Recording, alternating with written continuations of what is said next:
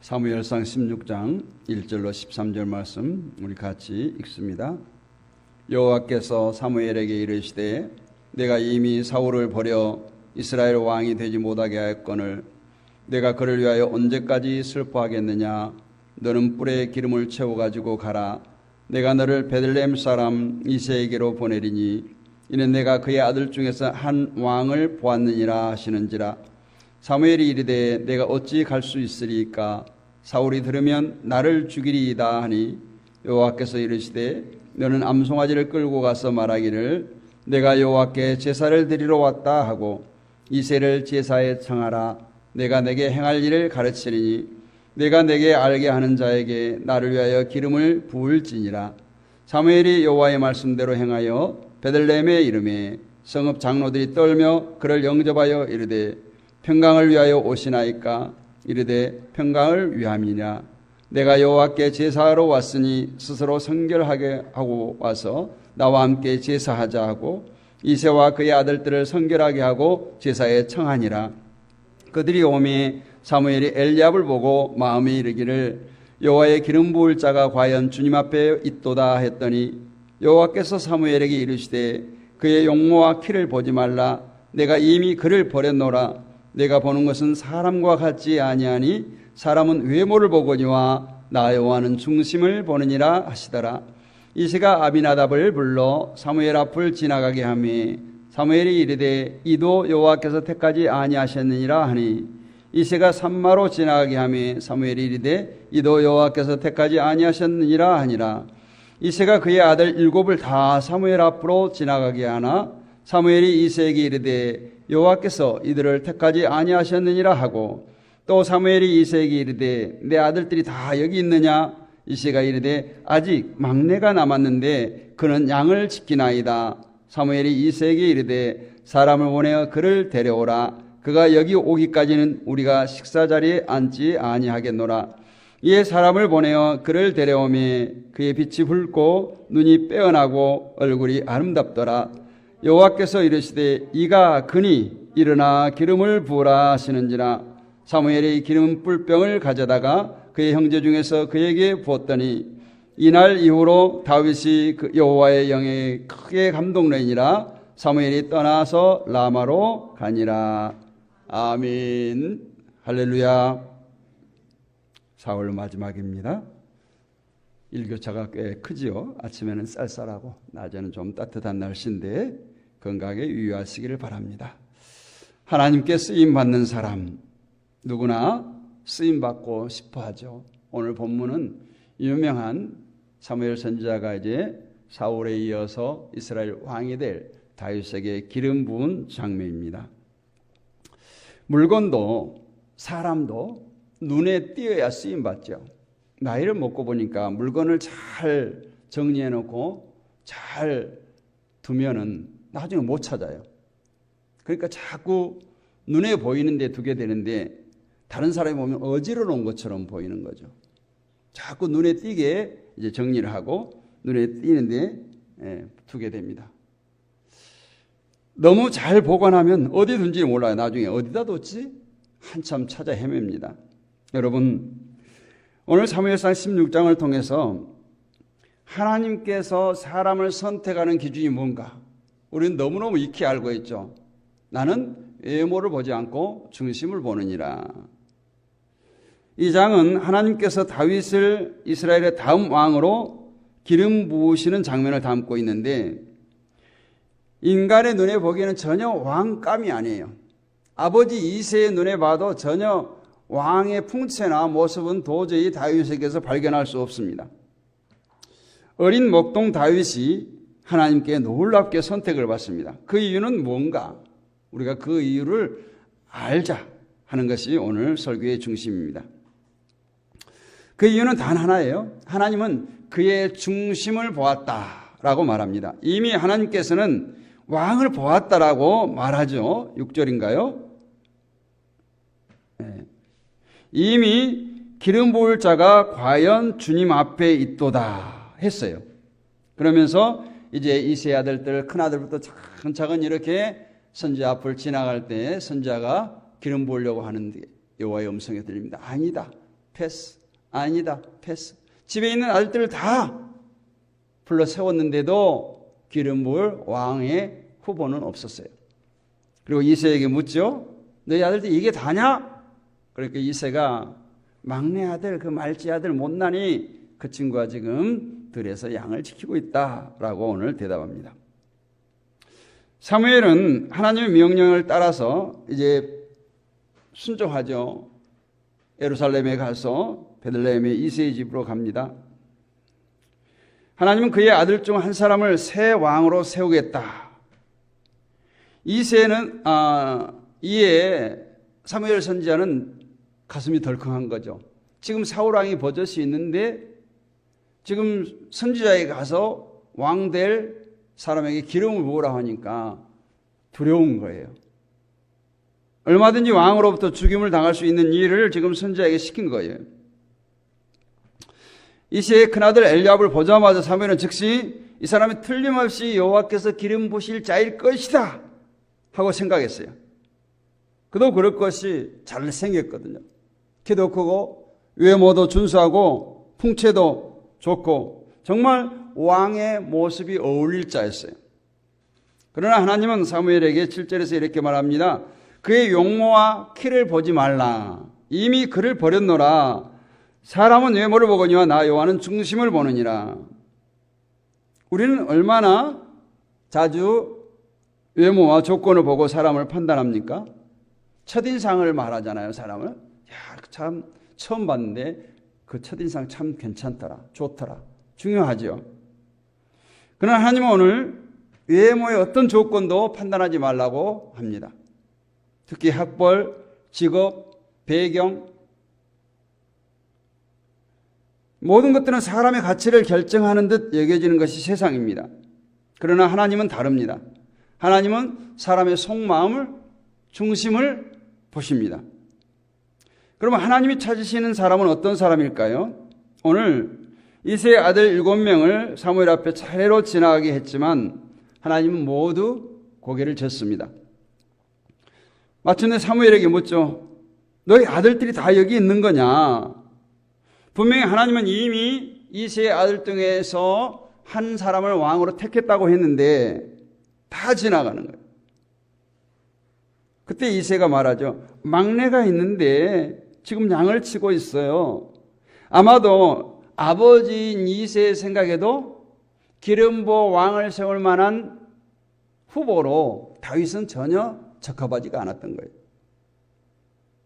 다윗은 형들에 비해서 주목받지 못한 그런 존재예요.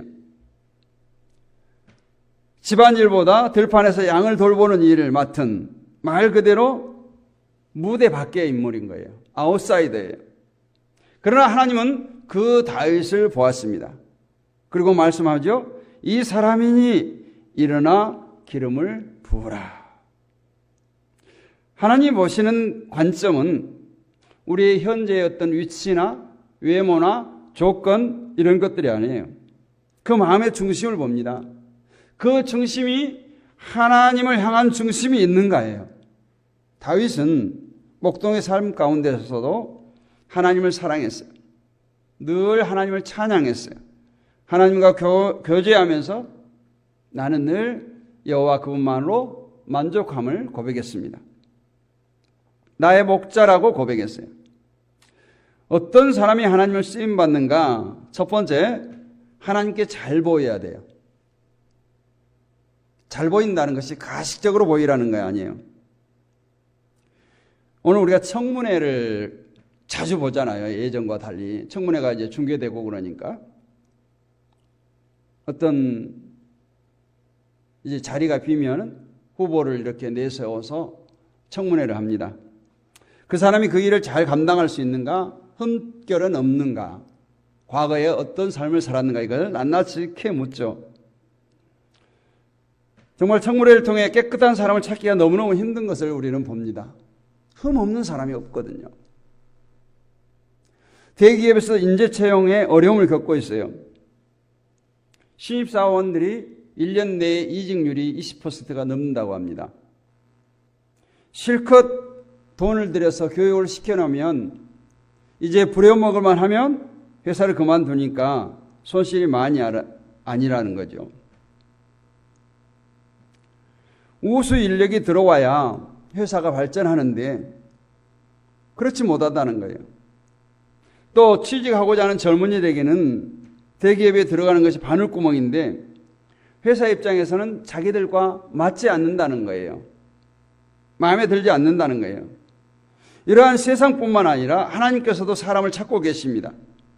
아마 요즘에도 세월이 흐르면 흐를수록 하나님께서도 구인난에 허덕이지 않으실까 그런 생각이 들어요.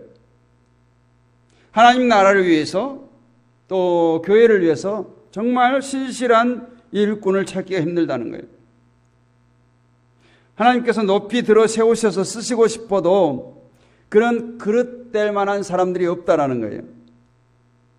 오늘 본문 바로 앞에 15장 35절 하반절을 보면 여호와께서는 사울을 이스라엘 왕으로 삼으신 것을 후회하셨더라 이렇게 말씀합니다.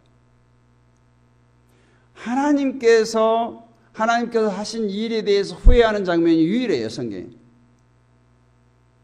사울 왕도 초반에는 하나님을 잘 섬겼어요. 그러나 후반에 이제 자신의 힘을 과시하고 자신의 쾌락을 누리면서 하나님께 불순종함으로 하나님을 떠난 삶을 살죠. 그래서 오늘 1절이 이제 등장하게 되는 거예요. 다시 왕을 세우겠다. 그러면서 내가 너를 이새에게 보내리니 이는 내가 그 아들 중에서 한 왕을 보았느니라. 이미 찜해놨다 이 말이에요. 하나님께서 시골 작은 마을인 베들레헴에 사는 이새의 아들 중에 앞으로 이스라엘 왕 될 사람을 보았다라는 거예요. 하나님께서는 사울 왕이 버젓이 지금 왕 노릇하고 있지만 다음 왕이 될 사람을 이미 찍어놨다는 거예요. 봤다는 겁니다. 오늘 하나님께서도 이렇게 우리를 보고 계신 줄로 믿습니다. 누구를 세워서 우리 교회의 일꾼으로 세우실까? 누구를 통해서 고통당하는 이 땅의 사람들을 치유할까? 누구를 세워서 이 나라를 다스리게 할까? 누구를 통해서 많은 불신자들을 교회로 인도하게 할까? 하나님이 이처럼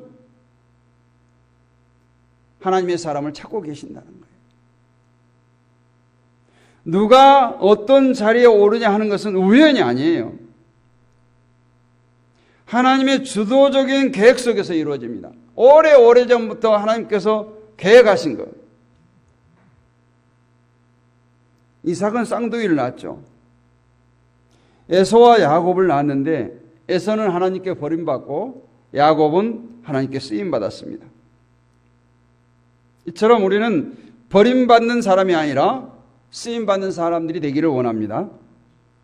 하나님께서 쓰임받으려면 하나님의 마음에 들어야 돼요. 하나님의 마음에 합당한 사람이 되어야 된답니다. 우리 쪽에서 볼 때 하나님께서 쓰임받으려면 잘 보여야 되는 거예요.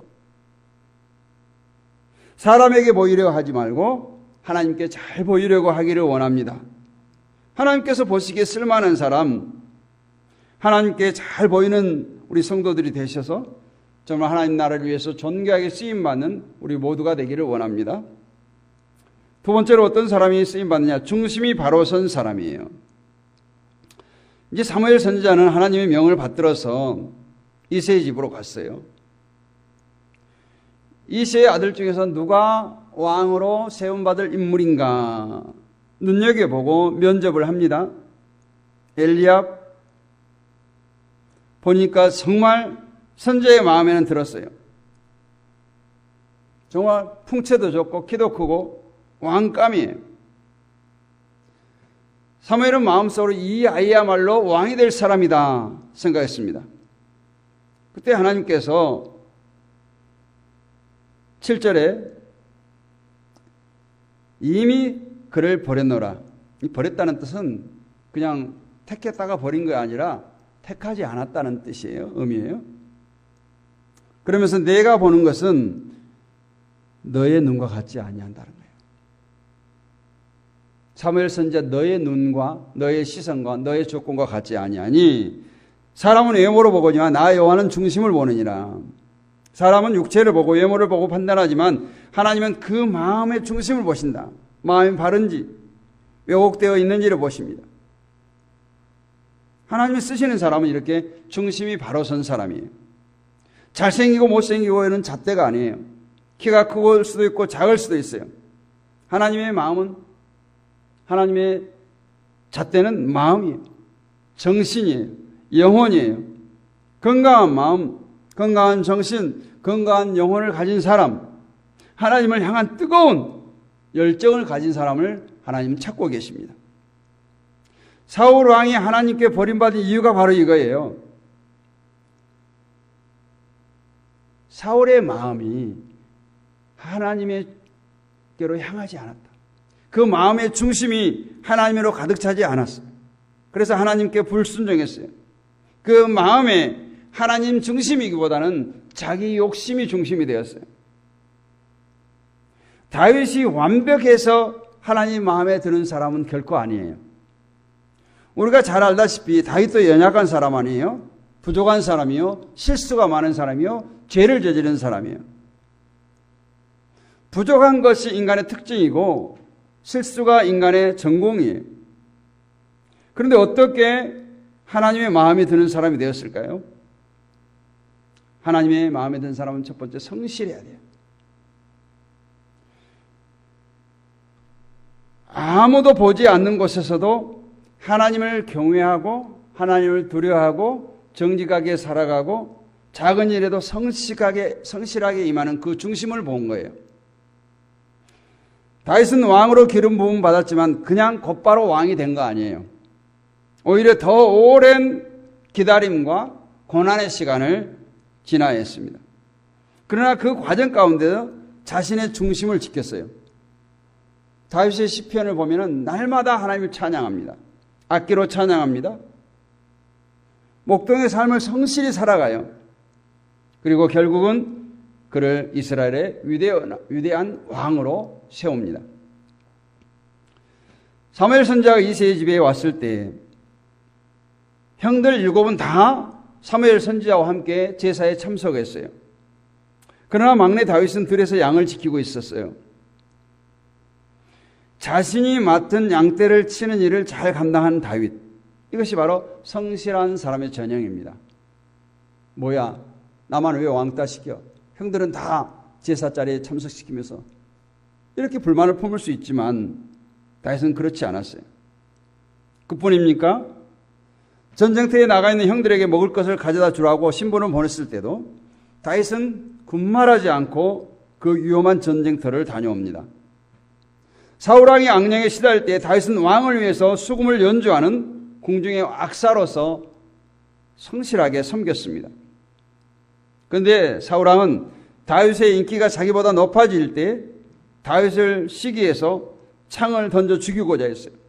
그것도 수차례나 다윗을 추격하며 목숨을 위협하면서 한때 자신의 병을 치료해 준 다윗을 죽이려고 했습니다. 다윗은 무슨 일이든지 맡겨주기만 하면 끝까지 최선을 다해서 사명을 감당하는 성실한 사람이었어요. 이것은 쉽지 않죠. 환경이 우리를 흔들어댑니다. 주위 사람들이 나를 힘들게 합니다. 나를 화나게 하는 일들이 얼마나 많아요. 우리는 정당방위라는 말을 많이 씁니다. 상대방이 나를 화나게 하면 나도 욱해서 그 사람에게 보복을 합니다. 상대방이 한 대 때리면 나도 때리고 싶습니다. 나를 약으로 올리고 나를 비난하면 그만 하던 일도 그냥 때려치우고 싶습니다. 그럼에도 불구하고 끝까지 성실하게 맡은 일을 감당하는 사람, 그 사람이 바로 하나님 마음에 드는 사람이에요. 그 사람이 바로 중심이 바로 선 사람입니다. 중심이 바로 선 사람 두 번째 특징은 성실할 뿐만 아니라 하나님께 모든 것을 집중한다는 거예요. 사도행전 13장 22절을 보면 내가 이새의 아들 다윗을 만나니 내 마음에 맞는 사람이라 내 뜻을 다 이루리라 하시더니, 여기서 내 마음에 맞는 사람, after my heart라는 영어 표현인데 하나님의 마음을 쫓아가는 사람, 하나님의 마음을 따라가는 사람, 이런 의미예요. 그 사람의 마음에는 오직 하나님 생각밖에 없어요. 하나님께서 무엇을 원하실까? 하나님께서 기뻐하시는 일은 무엇일까? 하나님께서 나를 통해 무슨 일을 하려고 하실까? 오늘은 어떤 일로 하나님께서 나를 쓰실까? 온통 이런 생각을 하며 살아갑니다. 하나님께 집중하는 사람이에요. 물론 돈 버는 일에도 신경 써야 됩니다. 자녀 교육을 잘 시키도록 힘써야 됩니다. 사람에게도 관심을 가져야 돼요. 그러나 거기에 하나님을 향한 내 마음이 빼앗기거나 흔들리면 안 됩니다. 하나님께 우리의 마음이 사로잡히기를 원합니다. 하나님께 올인해야 돼요. 하나님께 몰입해야 돼요. 우리가 직장에서 삶의 현장에서 일할 때도 날마다 하나님께 기도하면서 해야 됩니다. 자녀를 양육할 때도 하나님께 지혜를 구하며 해야 됩니다. 나를 싫어하는 사람을 만나더라도 그 사람을 품을 수 있는 사랑을 달라고 기도해야 됩니다. 이것이 바로 하나님께 집중하는 삶을 사는 사람의 모습입니다. 사무엘상 17장을 보면 이스라엘 군대와 블레셋 군대의 전쟁 이야기입니다. 이제 다윗의 형들은 군인으로서 전쟁터에 나갔어요. 아마 다윗은 전쟁에 나갈 만한 그런 풍채가 아니니까 그냥 아버지의 심부름으로 그냥 이것저것 하고 양을 치는 그런 목동의 삶을 살았던 것 같아요. 이새가 하루는 형들에게 먹을 것을 갖다 주라고 이렇게 심부름을 시킵니다. 가보니 블레셋의 골리앗이라고 하는 거구의 장수가 하나님을 비방하고 큰 소리를 치니까 이스라엘 군대는 사시나무 떨듯 두려워 떨고 있어요. 이 광경을 본 어린 다윗이 17장 26절에 이 할례받지 않은 블레셋 사람이 누구에게 살아계신 하나님의 군대를 모욕하느냐 분노하는 모습이 나옵니다. 그리고 이스라엘 왕 사울에게 가서 이렇게 말하죠. 다윗이 사울에게 말하되 그로 말미암아 사람이 낙담하지 말 것이라 주의 종이 가서 저 블레셋 사람과 싸우리이다. 하나님께 집중하는 사람은 세상의 그 어떤 것도 위험도 힘도 두려워하지 않습니다. 하나님이 그 어느 것보다도 그 모든 사람보다도 그 두려운 것보다도 크신 분임을 알기 때문에 그렇습니다. 중심이 선 사람, 성실성 그리고 하나님께 집중하는 사람은 이처럼 세상의 어떤 힘 앞에서도 당당합니다. 담대합니다. 그리고 거기에 하나님 이름으로 선포하며 나갑니다. 이 두 가지 특징이 우리의 특징이 되기를 바랍니다. 주님을 향한 성실성 그리고 오직 하나님께 집중하는 것. 세 번째로 중심이 바로 선 사람이 받는 은혜가 뭐냐? 성령의 기름 부으심을 받는다. 성령의 기름 부으심을 받을 때 쓰임 받을 수 있습니다. 이제 7 아들이 다 사무엘에게 면접을 받는데 모두 퇴짜 맞습니다.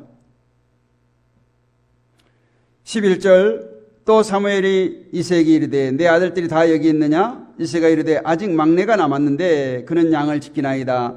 사무엘이 이새에게 이르되 사람을 보내어 그를 데려오라. 그가 여기 오기까지는 우리가 식사 자리에 앉지 아니하겠노라. 다윗은 아버지에게도 별 관심을 받지 못한 아들이었어요. 사무엘 선지자가 지금 이새의 집에 오는 것은 엄청난 특별한 기회예요. 선지자가 이 집을 방문한다고 하는 것은 엄청난 축복의 기회예요. 은혜 받을 기회예요. 어쩌면 일평생 개인의 집에 선지자가 찾아오는 것은 있을까 말까 한 얘기예요. 그러면 이새 입장에서 양떼가 중요해요? 내 자식이 중요해요? 말째 아들까지도 와서 선지자와 함께 축복받고 제사의 음식을 나누고 이렇게 했어야 돼요.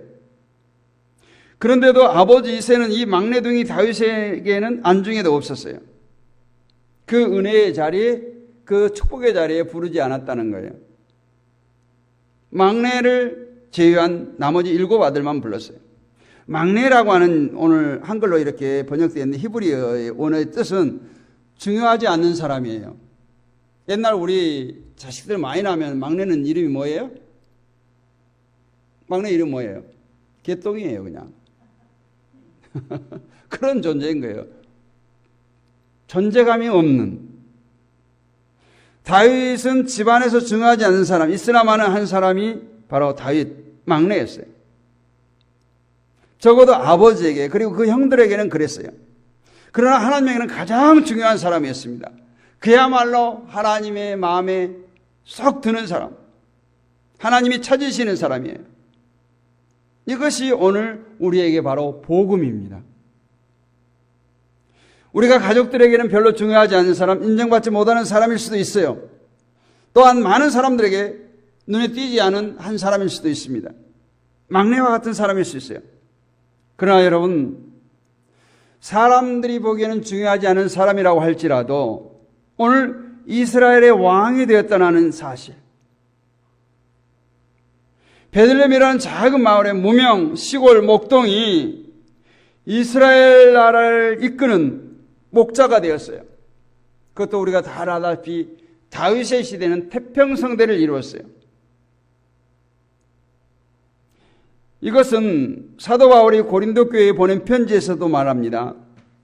고린도 후서 6장 9절로 10절 말씀에 무명한 자 같으나 유명한 자요, 죽은 자 같으나 보라 우리가 살아있고, 징계를 받은 자 같으나 죽임을 당하지 아니하고, 근심하는 자 같으나 항상 기뻐하고, 가난한 자 같으나 많은 사람을 부욕해 하고, 아무도 없는 자 같으나 모든 것을 가진 자로다. 하나님의 마음에 합당한 사람들이 누리는 은혜요 축복이에요. 오늘 보세요.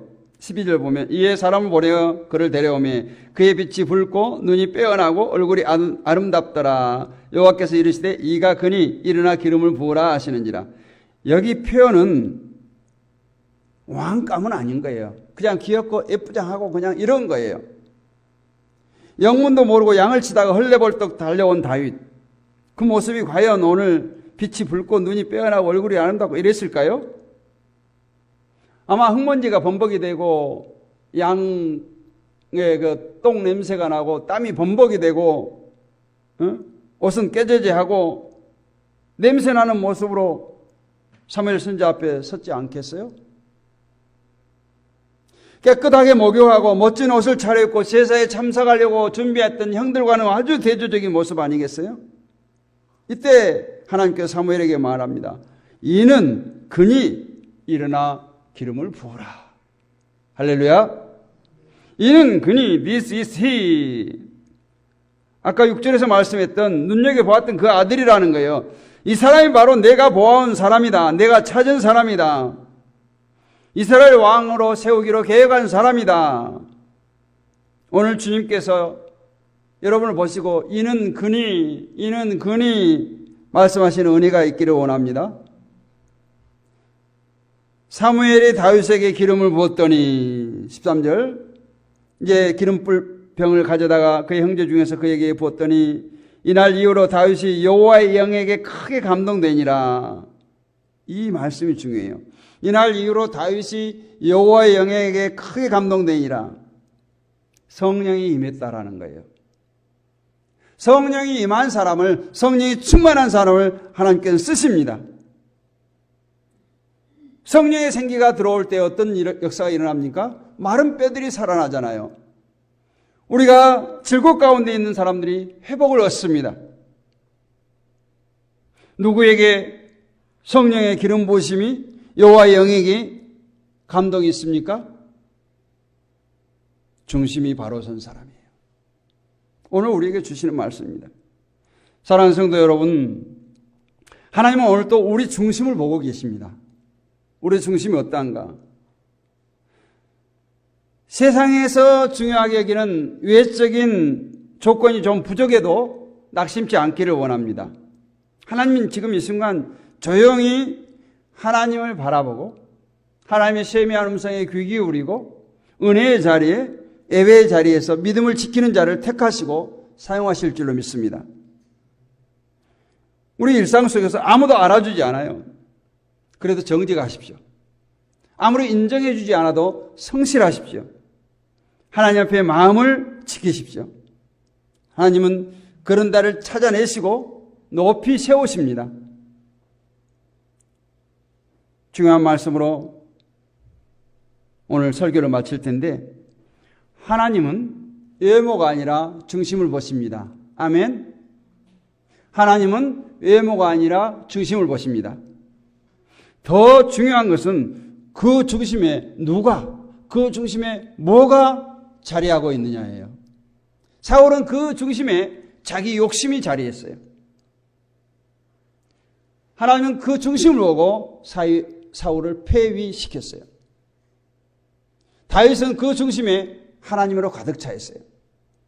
그래서 다윗을 사울에 이어서 왕으로 삼은 겁니다. 중심이 오직 하나님을 향해 있을 때 하나님은 반드시 우리를 축복하시고 우리를 사용하십니다. 오늘 저와 여러분이 중심이 바로 선 사람, 인격적으로 성실하고 영적으로 하나님께 집중한 사람이 되셔서 정말 성령의 기름 부으심을 받는 복 있는 사람, 하나님께 귀하게 쓰임받는 사람이 모두 되시기를 주님의 이름으로 축복합니다. 은혜가 풍성하신 아버지 하나님 감사합니다. 오늘 또 우리가 하나님의 마음에 합당한 자들이 되기를 원합니다. 우리 중심이 모두가 다 하나님만을 향하기를 원합니다. 이 세상에서 아무도 알아주지 않아도 때로는 억울한 일을 당해도 날마다 하나님 앞에서 우리의 마음을 지키게 하옵시고 오늘 또 하나님께서 쓸 자를 찾으시는 그 눈에 우리가 비춰지게 하옵시며 하나님의 마음에 합당한 자들 되게 하옵소서. 믿사옵고 살아계신 우리 주 예수 그리스도의 이름으로 감사하고 기도하옵나이다. 아멘. 찬송 462